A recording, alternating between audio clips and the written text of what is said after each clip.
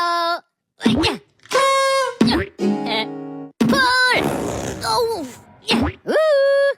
Ya.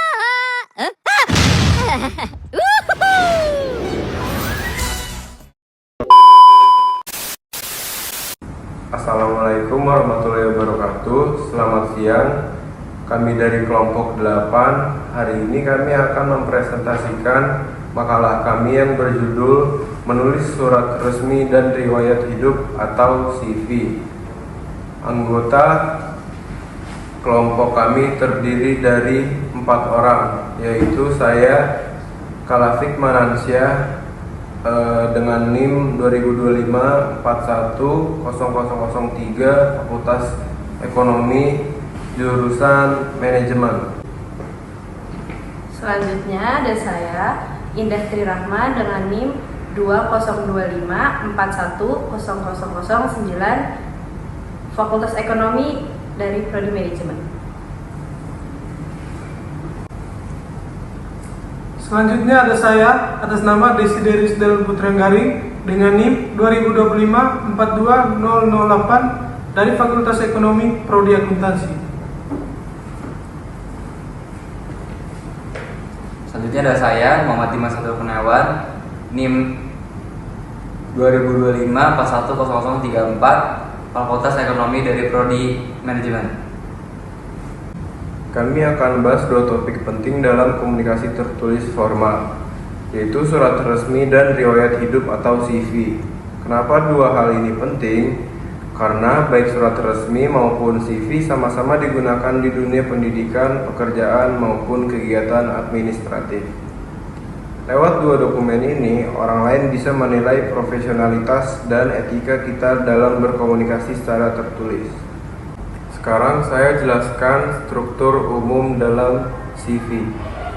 Berdasarkan pedoman penulisan dari American Psychological Association atau APA, bagian dari utama CV terdiri dari yang pertama, identitas pribadi, yang kedua, riwayat pendidikan, yang ketiga, pengalaman kerja atau organisasi, yang keempat, keahlian dan prestasi, yang kelima ada referensi profesional.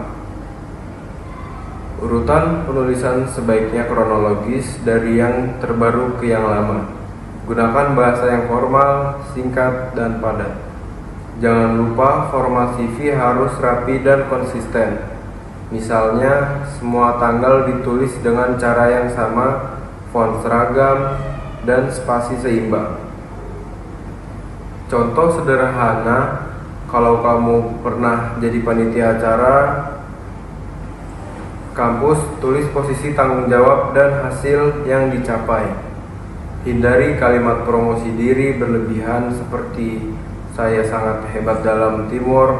Lebih baik tulis aktif sebagai koordinator tim publikasi yang berhasil meningkatkan jumlah peserta sebanyak 25%. Itu lebih konkret dan profesional.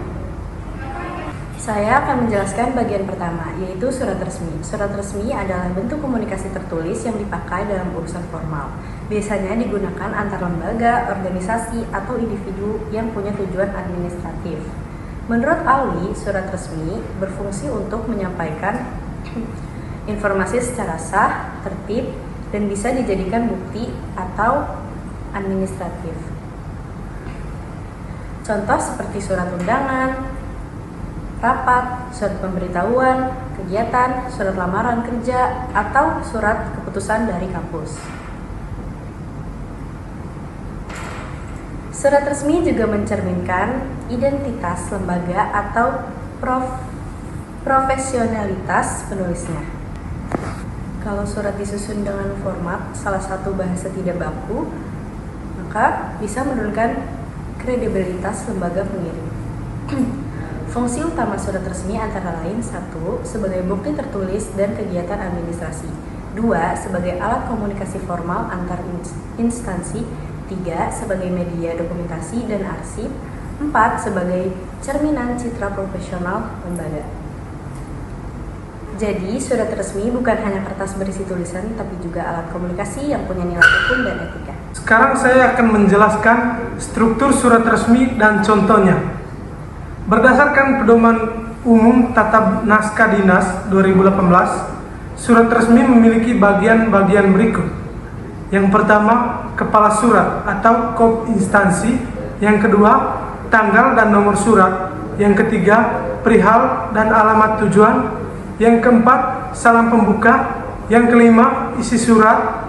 Yang keenam, salam penutup. Yang ketujuh, tanda tangan dan nama jabatan. Contohnya, surat undangan dari kampus ke dosen pembimbing atau surat permohonan izin kegiatan dari BM ke rektorat. Kalimatnya harus langsung ke inti tapi tetap sopan. Selanjutnya ada kesimpulan dan saran. 1. Kesimpulan. Surat resmi dan CV merupakan bentuk komunikasi formal yang sangat penting baik dalam dunia akademik maupun profesional. Melalui kedua dokumen ini, seseorang menunjukkan kemampuan berkomunikasi secara sopan, jelas, dan profesional. Kedua, penulisan surat resmi dan CV menuntut penggunaan bahasa baku, struktur yang sistematis, dan etika yang tinggi. Artinya, tidak hanya isi yang penting, tapi juga bagaimana cara penyampaiannya agar terlihat sopan dan profesional. Ketiga, kemampuan menulis surat resmi dan CV juga mencerminkan profesionalitas dan tanggung jawab sosial seseorang. Ini menunjukkan bahwa penulisnya memiliki sikap disiplin, menghargai aturan, serta memahami konteks komunikasi formal. Kedua, saran. Untuk mahasiswa, penting untuk melatih kemampuan menulis surat resmi dan CV secara rutin, misalnya dengan mengikuti pelatihan atau praktik langsung agar terbiasa menggunakan bahasa yang tepat dan format yang benar. Untuk pendidik atau dosen, sebaiknya pengajaran dilakukan secara kontekstual. Artinya mahasiswa tidak hanya belajar teori, tetapi juga langsung berlatih membuat resmi dan CV sesuai dengan situasi nyata, seperti lamaran kerja atau kegiatan akademik. Untuk lembaga dan pemerintah, disarankan untuk membuat pedoman digital yang seragam mengenai format surat resmi dan CV. Tujuannya agar masyarakat memiliki acuan yang jelas dan tidak bingung dengan berbagai versi format yang beredar. Itu tadi hasil presentasi dari kelompok kami tentang menulis surat resmi dan riwayat hidup atau CV. Kami harap penjelasan ini bisa membantu teman-teman memahami pentingnya menulis dokumen formal dengan benar dan profesional. Terima kasih atas perhatian teman-teman semua. Kami siap kalau ada pertanyaan atau masukan.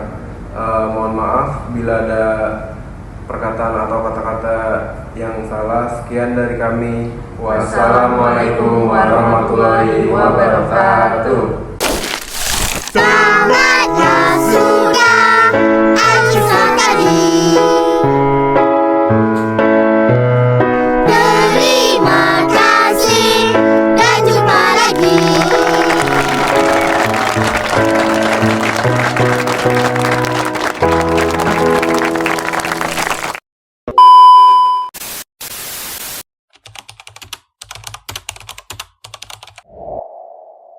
Ada saya Indah Tri Rahma. Sana lagi. Oh, berarti udah ini. 1, 2, 3.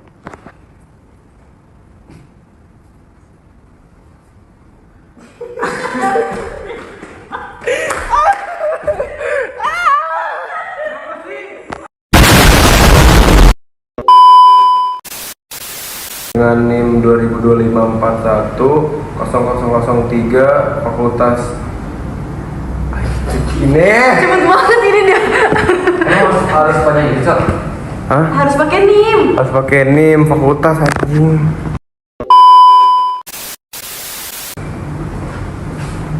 Selanjutnya ada saya Desiderius Delon Putranggaring dengan NIM 25.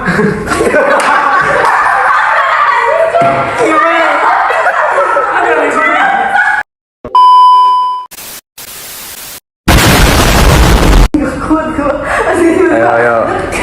1, 2, 3.